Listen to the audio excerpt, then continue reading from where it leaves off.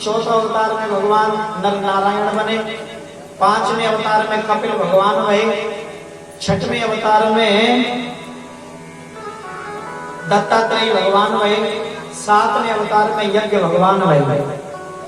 जो हम आप लोग ये हवन करते हैं ना, ये यज्ञ भगवान, ये 7वां अवतार है भगवान का।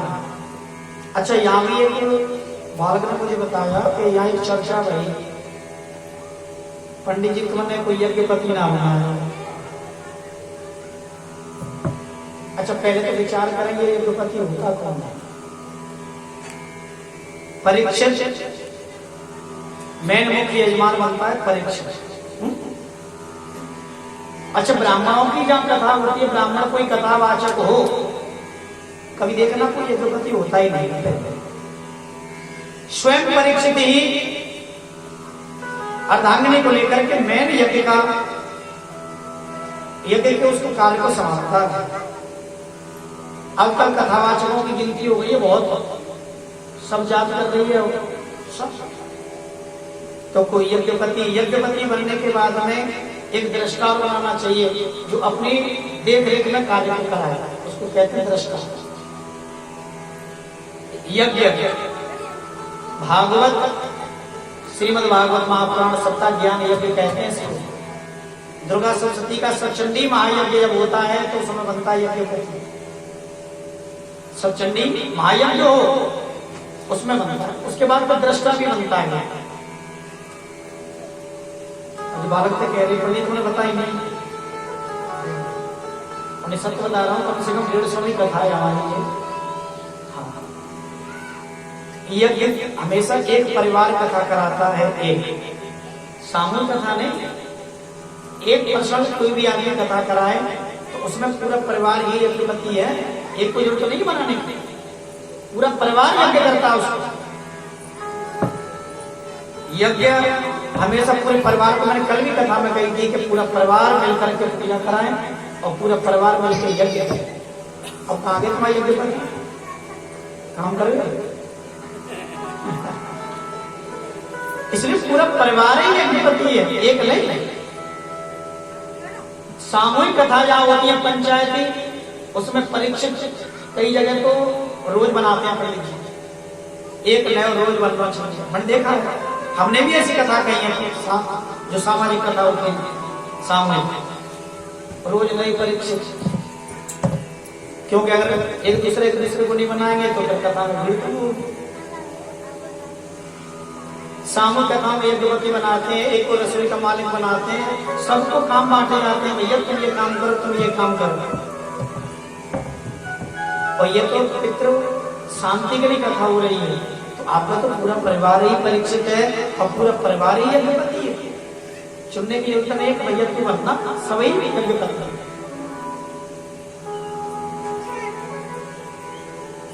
तो 7वें अवतार में जो यज्ञ जो करते हैं ना, स्वाहा हवन भोज करते हैं, वो 7वां अवतार है भगवान है।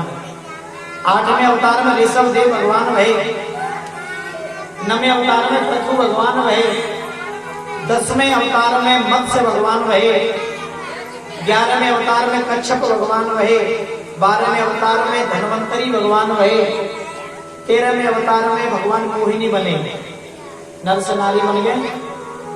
ये 13वां अवतार है भगवान का।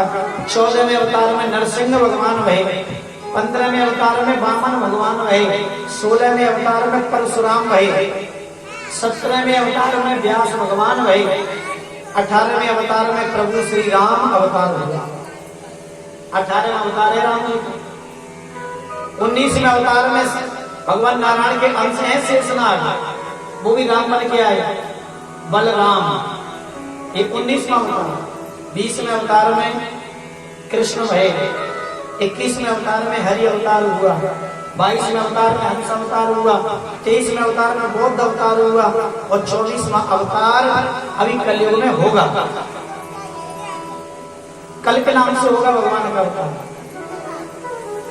कलयुग में जब केवल 821 वर्ष जब रह जाएंगी तब भगवान अवतार लेंगे। दक्षिण देश में संबल गांव में विष्णु ब्राह्मण के यहाँ भगवान जाकर के अवतार लेंगे। लेकिन जितने अवतारों की कथा आपने सुनी है इन अवतारों में दो ही श्रेष्ठ अवतार है, राम और कृष्ण। अच्छा, इन दोनों में अंतर क्या है? परिचय दो फोटो टांगना, एक राम जी को, एक कन्हैया को। फोटो की तरफ नजर करके देखना, इन दोनों में अंतर क्या है? वैसे मेरी समझ से तो कोई अंतर ही नहीं, क्योंकि राम ही कृष्ण है और कृष्ण ही राम, लेकिन थोड़ी अंतर है थोड़ा। राम कृष्ण दो एक है, अंतर नहीं इनमें, थोड़ा सा अंतर है। इनके नयन गंभीर है, उनके चपल विशेष।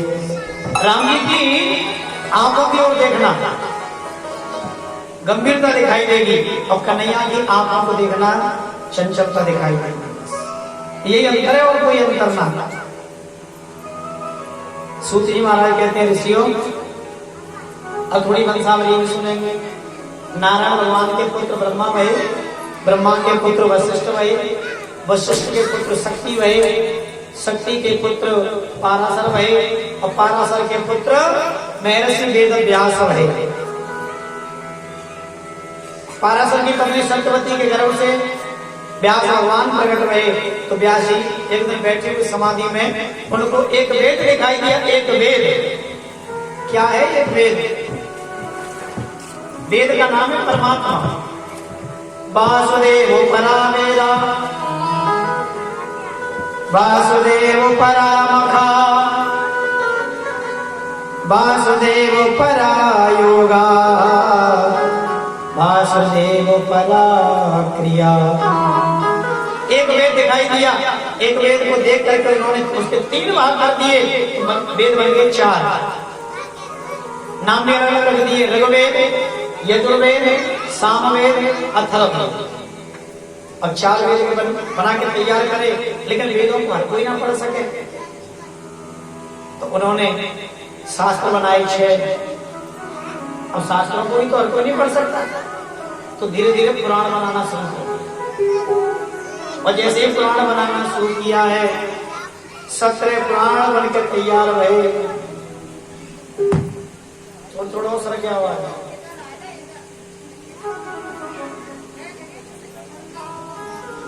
एक बार प्रेम से जय करो बाकी हरिलाल की, भक्तवत्सल भगवान की जय। जय श्री राधे।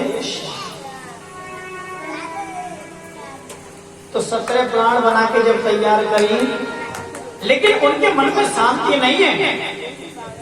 एक दिन आश्रम में बैठे हुए उनकी मुलाकात नारद जी से है। नारद जी को देख करके व्यास भगवान ने कहा, हे नारद जी, आप तो तीनों लोकों में घूमते हैं, देखो मैंने 6 शास्त्र बनाई, 4 वेद बनाई, 17 पुराण बनाई, लेकिन मेरे मन में शांति नहीं है। नारद जी ने कहा कि तुमने जो पुराण बनाई है, एक भी पुराण ऐसी नहीं है जिसको पढ़ के मन में शांति आवे। इसलिए व्यास जी एक और पुराण की रचना करो। कौन सी पुराण? सबसे पहले नारायण भगवान ने ब्रह्मा जी को 4 श्लोकों में भागवत को सुनाया। वो भागवत का नाम है चतुश्लोकी भागवत। ब्रह्मा जी ने नारद जी को सुनाई और नारद जी ने व्यास भगवान को सुनाई।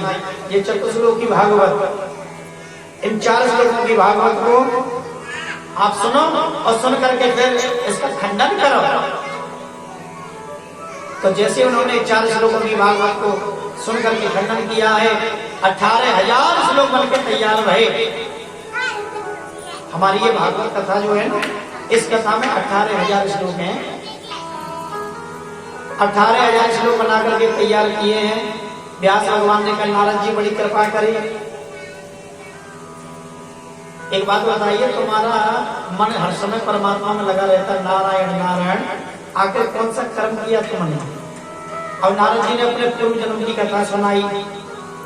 नारद जी बोले, मैं पूर्व जन्म में एक दासी का पुत्र, मेरो जब जन्म भया तो पिताजी मर गए। फिर मैया मुझे लेकर संतों के आश्रम में पहुंची। संतों के आश्रम में जाकर के मैंने बड़े बड़े संतों की सेवा करी। छोटा था मैं, इसलिए बड़े बड़े संत मुझे रामदास कहकर बुलाते। जब महात्माओं का चतुर्मास के समय जाने का समय आया तो महात्माओं को मैं पीछे लग गया। महात्माओं ने कहा बेटा अभी तुम्हारे जाने का समय नहीं है। नारद जी को उसी समय उन्होंने रोक दिया, तुम्हारी माँ है, सबसे पहले इसकी सेवा करना। एक बात कहूं, सबसे पहले जीवन में आदमी को हमेशा अपने माँ की सेवा करनी चाहिए। शास्त्रों में भी लिखा है कि मातृ देवो भव, और जो बालक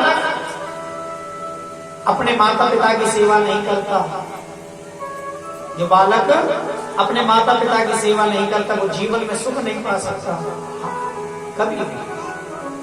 क्योंकि सबसे बड़ी देवी जो है वो माँ है। पहले माँ की पूजा करो, दूसरे नंबर पर पिताजी की पूजा करो।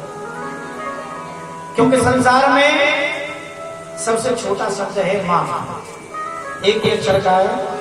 पिताजी को तो 2 अक्षर लगे हैं, इसलिए माँ की सेवा करो, पिताजी की सेवा करो।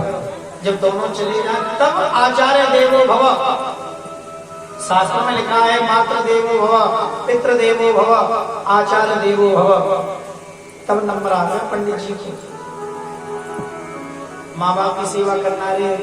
अब देखो पद यात्रा मायाग्राम शुरू है, जगह जगह भंडारे लग रहे हैं, जगह जगह जहां देखो वही भंडारे। घर में घर की जो माँ है वो भूखी बैठी है, और तुम लोग रास्ता में खूब पूरी पीवा खूब भंडारा करते हैं। क्या मतलब ऐसे भंडारे करने से? सबसे बड़ी तो देवी घर में ही है, उसकी पूजा कर। सूत जी महाराज कहते हैं ऋषियों, नारद जी को संतों ने समझाया बेटा तुम अभी माँ की सेवा करो, और जब माँ का शरीर पूरा हो जाए तब तुम परमात्मा की शरण जाना। नारद जी रोने लगे। महात्माओं ने उसे मंत्र दिया, नमो भगवते तुभ्यम वासुदेवाय धीमहि। ये 12 अक्षरों का गुरु मंत्र दे दिया, ओम नमो भगवते वासुदेवाय। ये 12 अक्षरों का मंत्र दिया, इस मंत्र का उच्चारण करना, इस मंत्र का जाप करना। महात्माओं की बात मान करके अब नारद जी रोज भजन कर रहे हैं, ओम नमो भगवते वासुदेवाय, ओम नमो भगवते वासुदेवाय। बैठे बैठे विचार बन गया, हे भगवान मेरे भजन में मेरी माँ रोड़ा बन के बैठी है, मैया को ले ले। एक दिन नारद जी की जो माँ है वो गौ दोहन के लिए गई, और काल रूपी सर्प आया। एक निर्गता गेहा द्वे हमिते निसलाम पथे सर्पो दस्मत्वा स्पृष्टः कृपणाम काल चौबके। जब गौ दोहन के लिए बैठी तो काल रूपी सर्प आयो, आगे सर्प ने मैया को रस लिया, और मैया के मरने की बात जब नारद को मालूम पड़ी, अब तो नारद जी बड़ी जोर से रोने लगे। इतनी जोर से नारद जी रोए कि उनकी दोनों आंखों में से आंसुओं की धार बहने निकली। एक आंख में से गर्म आंसू निकला, एक आंख में से ठंडा आंसू निकला। ऋषियों ने पूछा महाराज ऐसे है? हाँ, ठंडा आंसू क्यों निकलो, गर्म क्यों निकलो, ये बात समझ में नहीं आई। एक बात है, कोई कोई बात ऐसी होती है उस बात को लोग सुन करके बड़ी जोर से हंसते हैं, और हंसते हंसते देखना रो भी जाते हैं। उस समय के आंसू देखना ठंडा होगा, और जो अंदर से दुखी होकर के रोता है उस समय के आंसू देखना गर्म होगा। तो नारद जी को एक तो दुख है कि ये मैया मरी है, और दूसरी खुशी भी तो है, भगवान तुम्हारे मैं भजन करने बैठता तभी मैया मुझे भजन करूंगी। अच्छा होगा। माँ का संस्कार किया, नारद जी गुफा में पहुंचे हैं, ओम नमो भगवते वासुदेव का जाप किया, भगवान प्रकट हुए। भगवान ने उसी समय एक देवदत्ताम वीणाम स्वर ब्रह्म विभूषिताम, देवदत्त नाम का वीणा दिया, और देवदत्त नाम का वीणा देकर के कहा कि इससे परमात्मा को याद करें। उसी दिन से नारद जी नारायण नारायण का नाम लेते हैं। अब नारद जी ने पूर्व जन्म की कथा व्यास भगवान को बताई। व्यास भगवान ने सोचा नारद जी अब ये भागवत तो बन के तैयार हो गई, लेकिन इस भागवत को कहे कौन? भागवत को भी हर कोई नहीं कह सकता। भागवत का अधिकारी बने कौन? व्यास भगवान ने स्वयं भागवत की रचना करी, लेकिन भागवत को कहा नहीं, कथा तो सुखदेव ने कही है। क्योंकि भागवत की कथा को वही कह सकता है जिसने काम और क्रोध दोनों को जीता। और संसार में ऐसा कोई जीव नहीं है जिसने काम क्रोध दोनों को जीता। तब सुखदेव जी को बुलाने के लिए व्यास भगवान ने चेला बुलाए, छोटे छोटे, और उन चेलाओं को भागवत जी का आधा श्लोक सिखाया। अपने शिष्यों से कहे, बेटा इस श्लोक को याद करके जहां सुखदेव मेरा बैठा हो सुखदेव को सुनाना।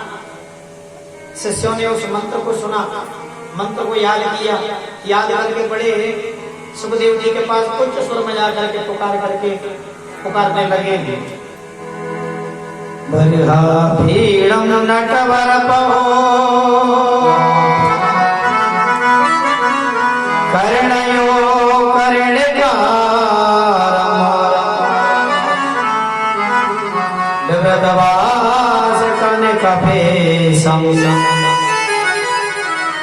जयंती चमाला। आधा श्लोक में बनाया, बना पीड़म नटवर बहो। उस श्लोक में भगवान के स्वरूप की व्याख्या है। मोर पंख धारण किए हुए भगवान, गले में वैजयंती माला पहने हुए, ऐसे भगवान